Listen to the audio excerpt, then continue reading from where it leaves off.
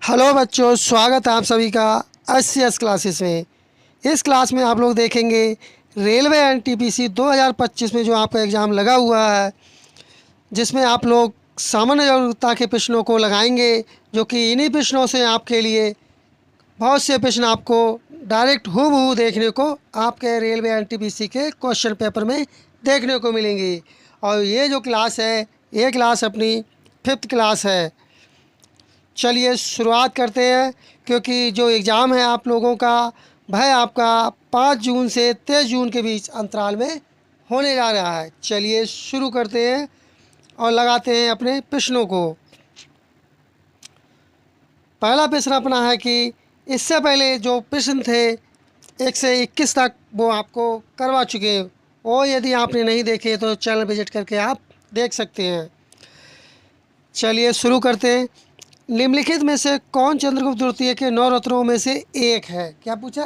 एक है। एक्चुअली इसमें है क्या, यदि गुप्त साम्राज्य से संबंधित जितने प्रश्न पूछे जा चुके हैं तो चैप्टर वाइज उसके प्रश्नों को लिया गया है। यदि आपने ये तैयार कर लिए, पहली बात तो आपने पहले से ही तैयार कर चुके होंगे, जो आपको नहीं आते उन्हें आप देख सकते हैं। और अंत में आपको कमेंट करके बताना कि आपको कितने प्रश्नों का सही जवाब आता था। तो इसका सही जवाब होगा बरहामी है। जो ए वाला जो ऑप्शन होगा यह आपका करेक्ट आंसर होगा। चलिए इनके बारे में जानते क्या है। चंद्रगुप्त द्वितीय को विक्रमादित्य के नाम से भी जाना जाता है। एक तो क्वेश्चन आपका यहाँ से बन सकता है, चंद्रगुप्त ने गुप्त संवत की शुरुआत की थी। क्या की थी? गुप्त संवत की शुरुआत की थी। ये क्वेश्चन आपका यहाँ से बन सकता है। सांची अभिलेख में उन्हें देवराज के नाम से भी जाना जाता है। यह भी क्वेश्चन बन सकता है कि सांची अभिलेख में चंद्रगुप्त को किस नाम से जाना जाता है, तो उन्हें जाना जाता है देवराज के नाम से। चलिए बढ़ते हैं अपने अगले प्रश्न की तरफ। अगला प्रश्न है कि इनमें से किसे भारत के नेपोलियन के नाम से जाना जाता है? तो भारत का नेपोलियन किसे कहते हैं? वो कहते हैं, आप लोग कहते हैं समुद्रगुप्त के लिए कहते हैं। आपको ज्ञात होगा ये। इसी तरह के प्रश्न आएंगे जी आपके आरआरबी एनटीपीसी के पेपर में। चलिए इसके बारे में देख लेते हैं, कोई क्वेश्चन अन्य बन सके। वह चंद्रगुप्त वह क्या था? वह चंद्रगुप्त प्रथम का पुत्र था। वह गुप्त वंश का एक महान योद्धा था तथा कुशल सेनापति भी था। समुद्रगुप्त की विजयों के कारण इतिहासकार विंसेंट स्मिथ ने अपनी पुस्तक, कौन सी पुस्तक थी? हो सकता है आपसे पुस्तक के बारे में पूछ ले। विंसेंट स्मिथ की कौन सी पुस्तक थी? अर्ली हिस्ट्री ऑफ इंडिया में समुद्रगुप्त को भारत नेपोलियन कहा गया। कहते हैं आपसे एक तो क्वेश्चन ये बनता है आपका कि भारत का नेपोलियन किसे कहते हैं? समुद्रगुप्त को कहते हैं। अब पूछ ले कौन सी पुस्तक में कहा गया है, तो वो कौन सी पुस्तक होगी? अर्ली हिस्ट्री ऑफ इंडिया होगी। चलिए बढ़ते हैं अपने अगले प्रश्न की तरफ। अगला प्रश्न है कि प्राचीन भारतीय इतिहास के सबसे महत्वपूर्ण शासकों में से चंद्रगुप्त द्वितीय की पुत्री का नाम बताएं। देख रहे हैं आप लोग, पुत्री का नाम पूछ लिया गया कि चंद्रगुप्त की पुत्री का क्या नाम था। तो इनकी पुत्री का क्या नाम था? इनकी पुत्री का जो नाम था वह था प्रभावती गुप्त था। डी वाला जो ऑप्शन होगा यह आपका सही जवाब होगा। चलिए बढ़ते हैं अपने अगले प्रश्न की तरफ। अगला है कि विक्रमादित्य किस प्रसिद्ध गुप्त शासक का एक अन्य नाम है? तो ये किसका नाम है? ये है चंद्रगुप्त द्वितीय को विक्रमादित्य के नाम से भी जाना जाता है।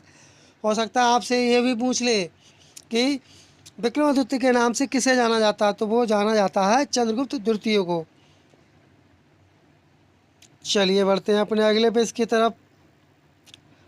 अगला है कि सुप्रसिद्ध काव्य मेघदूत कौन सा? मेघदूत का नाम आपने सुना होगा।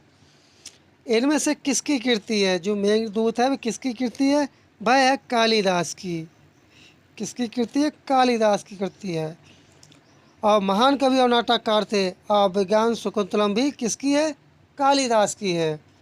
चलिए बढ़ते हैं अपने अगले पेज की तरफ। अगला प्रश्न अपना है कि और भी पुस्तकें, इन्हें भी आप देख सकते हैं, क्योंकि हो सकता है इनसे क्वेश्चन बन जाए आपके क्वेश्चन पेपर में, क्योंकि एग्जामिनर का मूड होता है कहाँ से क्वेश्चन बना दे। देखते और देखते हैं इनका नाटक कौन कौन से थे कालिदास के। अभिज्ञान शकुंतलम, विक्रमो वर्षियम, मालविकांगिनी मित्रम। महाकाव्य कौन से थे? रघुवंशम और कुमार संभव। और खंड काव्य क्या थे? मेघदूतम और ऋतु संहारम। चलिए बढ़ते हैं अपने अगले पेज की तरफ। अगला प्रश्न है कि प्रकृति में किस राजवंश के शासकों ने अपनी उपलब्धियां लिखी हैं? ये लिखी हैं गुप्त वंश के जो लोग थे इन्होंने अपनी उपलब्धियां लिखी हैं। चलिए बढ़ते हैं अपने अगले पेज की तरफ। अगला है कि गुप्त साम्राज्य के निम्नलिखित राजाओं में से कौन एक अच्छा बीड़ा वादक भी था? Very very important questions. वह कौन था? वह था समुद्रगुप्त था। चलिए बढ़ते हैं अपने अगले पेज की तरफ। अगला है कि किस युग को प्राचीन भारत का स्वर्ण युग कहा जाता है, अर्थात सोने का युग कहा जाता है? तो ये किसे कहा जाता है? ये कहा जाता है गुप्त साम्राज्य चौथी शताब्दी में। जो गुप्त साम्राज्य जो चौथी शताब्दी में जो संचालन था उसके लिए कहा जाता है। चलिए बढ़ते हैं अपने अगले पेज की तरफ। अगला प्रश्न है कि किस काल को भारतीय इतिहास का स्वर्ण युग कहा जाता है? Very very important questions. तो ये किस काल को कहा जाता है? ये कहा जाता है गुप्त काल को स्वर्ण युग भी कहा जाता है, क्योंकि इससे क्वेश्चंस बनते हैं। चलिए बढ़ते हैं अपने अगले पेज की तरफ। आपको क्लास कैसी लग रही है कमेंट करके अवश्य बताएं, और आपका किसी प्रकार का कोई सजेशन या फीडबैक हो तब भी आप कमेंट करके अवश्य बताएं। नालंदा विश्वविद्यालय को विश्व के महान प्राचीन विश्वविद्यालयों में से एक तथा महत्वपूर्ण बौद्ध शैक्षणिक उत्कृष्टता केंद्र माना जाता है। इसकी स्थापना किस भारतीय शासक ने की थी? देख रहे हैं आप कितना क्वेश्चन को घुमा के पूछा गया है। सीधे सीधे पूछ लेते कि नालंदा विश्वविद्यालय की स्थापना किसने की थी? तो किसने की थी? ये की थी कुमार गुप्त प्रथम ने की थी इसकी स्थापना। और यह कब की थी? 415 से 455 के बीच में की गई थी। चलिए बढ़ते हैं अपने अगले पेज की तरफ।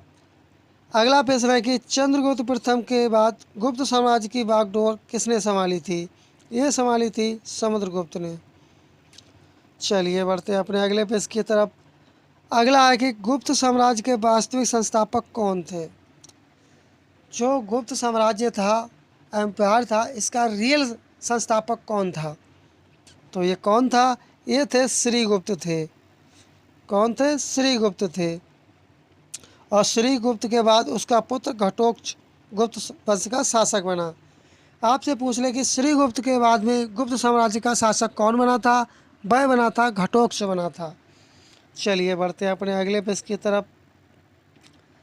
अगला प्रश्न अपना है कि गुप्त काल के दौरान चीन के किस यात्री ने भारत का भ्रमण किया था? तो भारत कौन आया था? वह आया था फायान आया था। बी वाला जो ऑप्शन होगा आपका सही जवाब होगा। अब इसमें आप लोग देखेंगे दक्षिण भारतीय राजवंश चोल, चालुक्य, पल्लव, संगम वंश से संबंधित जितने भी क्वेश्चंस आरआरबी, एनटीपीसी, रेलवे में पूछे जा चुके हैं वो सभी क्वेश्चन इसमें लिए गए।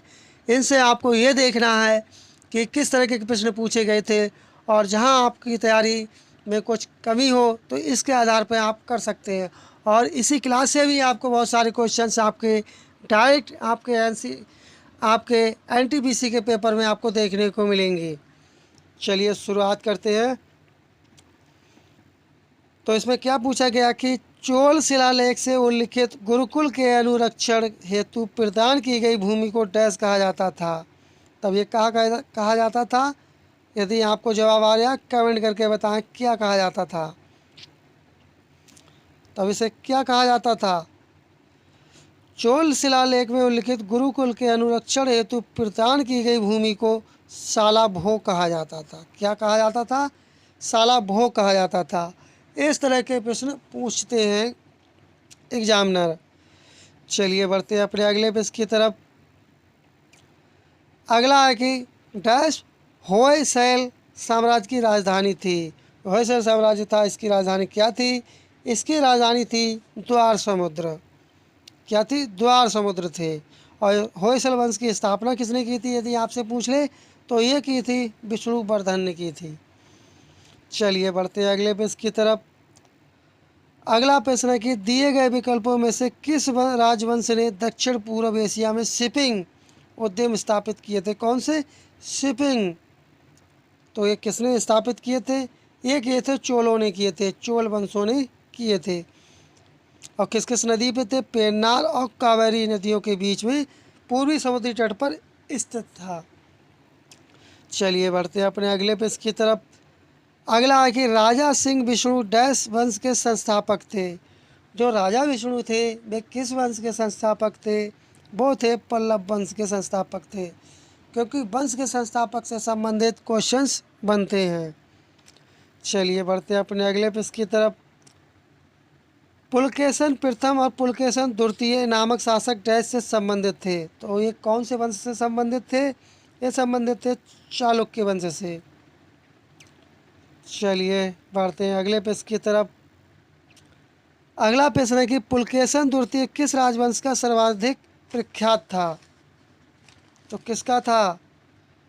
कमेंट करके आप लोगों को इस प्रश्न का जवाब बताना है कि इसका सही जवाब क्या होगा। कमेंट करके बताना है। और यदि आपको क्लास अच्छी लगी हो तो चैनल को लाइक कर दें, क्लास को लाइक कर दें और वीडियो को आप लोग सब्सक्राइब, वीडियो को शेयर भी करें और चैनल को सब्सक्राइब भी कर लें, क्योंकि इसी तरह की वीडियो पाने के लिए चैनल को सब्सक्राइब कर लें और क्लास को आप लोग लाइक कर दिया करें। चलिए मिलते हैं जल्दी नेक्स्ट क्लास में, तब तक के लिए धन्यवाद। जय हिंद, जय भारत।